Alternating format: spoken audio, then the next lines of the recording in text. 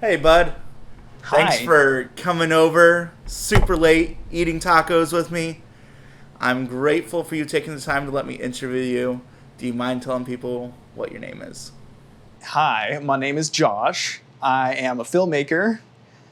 I'm just trying to do all those artsy things. So, Josh, you're the one that got me into filming and cameras and trying to do this. You encouraged me over the last multiple years of our friendship to kind of come out of my safety zone and stop being a hermit in my room. Some might say harass to doing it. I'm kidding. Yeah, some might say harassed me into it, and now I own a bunch of GoPros and a drone, and I interact with you on a Yeah, fairly weekly basis for food. yeah. You almost own more own more film gear than I do, You which is know, great. I blame you, but it's a good kind of blame. But do you mind telling people more about yourself? Yeah. So as I was saying, I'm a filmmaker, an artist. So I like doing everything creative and stuff. I used to like dabble a lot in music and painting and whatnot, but recently, over the past 4 years, the 6 years of college and stuff, I've focused on doing film. So like I recently graduated from film school. Was focusing in cinema directing, like learning to talk to actors and stuff, which was very much a big thing for me before I went to film school. I have always loved movies. I like going doing outdoor stuff. I always like miniatures and stuff. I know Andrew and I got him. This is another thing, another entire conversation. I got him into miniatures and stuff with Gabe and some other people that might show up on this And tube. now I own a bunch of 3D printers, an airbrush, paint, and have set aside a literal whole bedroom in my apartment as an art room. The shame is tangible. Thanks, bud. And I also like that you ridicule me for my addiction to buying 3D printers, even though Ouch. it is largely your fault. Yeah, but anyways, I mean those 3D printers are pretty dope though. But yeah, They are really cool. so I really like miniatures. Since high school, I got into Star Wars miniatures, not to be confused with Star Wars Legion, which is the new thing. And since then, it's just gone off into the Dungeons and Dragons, and the latest like addiction, Warhammer. And all that jazz. It's just like the worst type of plastic crack ever. Yeah, doing hobby stuff, but it's so fun because we're all into like all these fantasy and sci-fi worlds and stuff, so it's always fun to do that. Um, The addictions for adventure that you have caused in me is nonstop. The fact that you got me to learn how to DM just so we could play drunken dwarven D&D as an excuse for you guys to get drunk on margaritas and harass me as a DM, some of the best fun I've ever had in ages. Honestly, best D&D game ever. Yes, laddie, we're going to get drunk and you're gonna hit that chimera with our axes. So, so tell me, Josh. Obviously, we've had some pretty cool adventures throughout our friendship. Of course. Whether it's D&D or Warhammer or going playing Magic or Right. going on our late night food adventures, whether it's trying out a new sushi restaurant or getting tacos, which is our weekly addiction. Right. But, I've also seen how much effort you've had to put into your career to the point where there's been quite a few times where I haven't seen you for months or even a year at a time, but you came out one of the top of your class, so well organized, and to the point where you can kind of draw in those people around you and get them into it and excited. Especially somebody Yeah. like me that never really watches TV or watched movies. True. Getting me into this is pretty amazing. So, that being said, like, what are some of the things that you've had to overcome to get to where you're at now?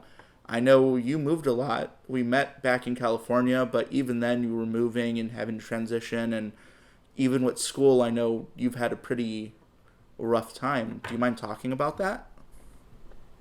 The reason why I do all this stuff and why I was dedicating myself to working on my skills as a filmmaker and as you said not spend a lot of time with you sometimes, it mostly came down to wanting to really, really get good at what I wanted to do, and really find the courage in myself to follow what I wanted to. For the longest amount of time, I've always been a big believer of, following your dreams, and that you should always do that, because like, why should you have to live your life like doing something you don't want to do, and that something that is not going to fulfill you. So spending all those times away from hanging out with y'all, and like kind of foregoing, I guess, some social experiences for schoolwork and work, was to follow this passion. And it was the whole process was me finding my courage and my self-confidence in order to just be a better person, but also to do, just as I was saying before, to follow my dreams and to make them a reality.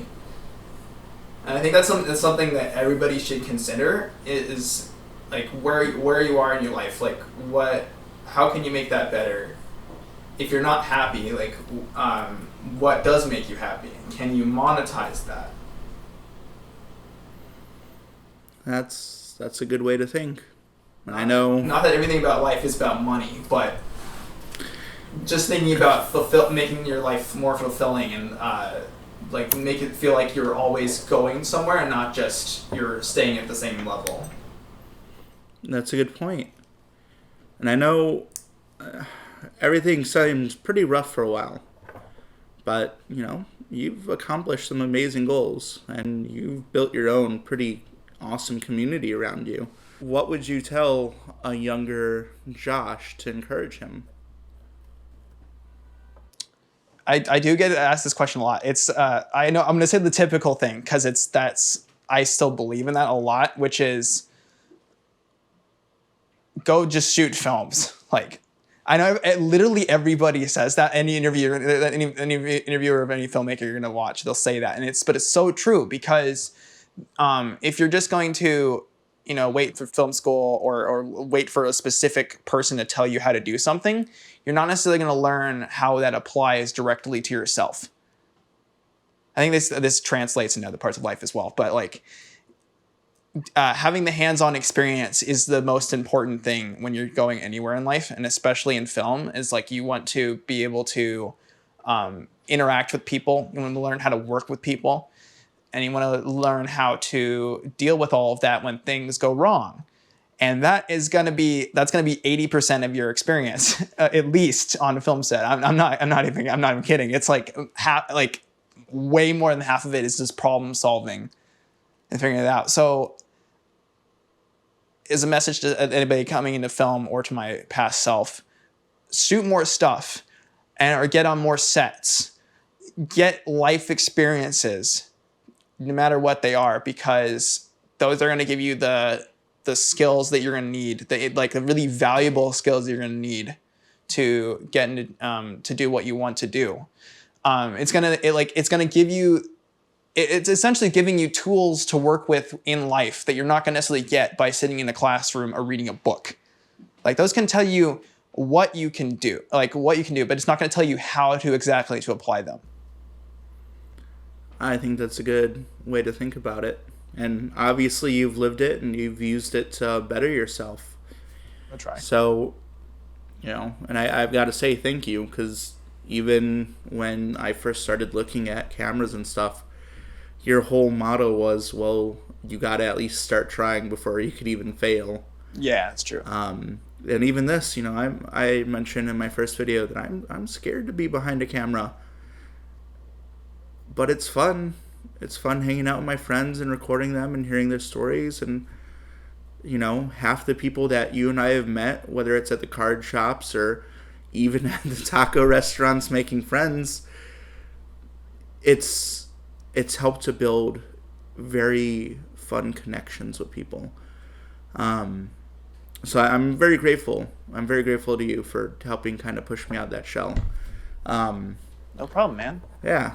And I know for everybody that's kind of watching this, Josh is helping me edit the videos. He's running through it and also been teaching me.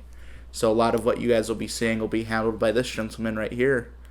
And I know that you're working on a couple films and potential TV shows that we can't necessarily delve into right now. But if somebody wanted to follow you or learn more about you or maybe get into contact with you, how would they do so? Where would they go to learn more about Josh? Yeah, so you can go on Instagram. I'm on there. I'm at Joshua Boshell. It's going to be on screen. I'm going to put it there. Thank you, Josh. Thanks, Josh. That'll lead you to a lot of other places. You can also go to my website, which is at www.joshuaboshell.com. They'll also have all my available projects and all the kind of announced ones. I'm currently working on a science fiction short that we're trying to pitch around as an episodic series to continue the story. So that info will be on there. That movie should be coming out next year. So check that social and my website, and you can stay in tune with that. Perfect. Well, Bud, thanks for taking the time, and thanks for being my friend. Thank you, man. I appreciate you and you being my friend as well. Love you, dude. I'm sure we'll be around in much more videos together in the future. Absolutely. Peace. Believe it. Believe it.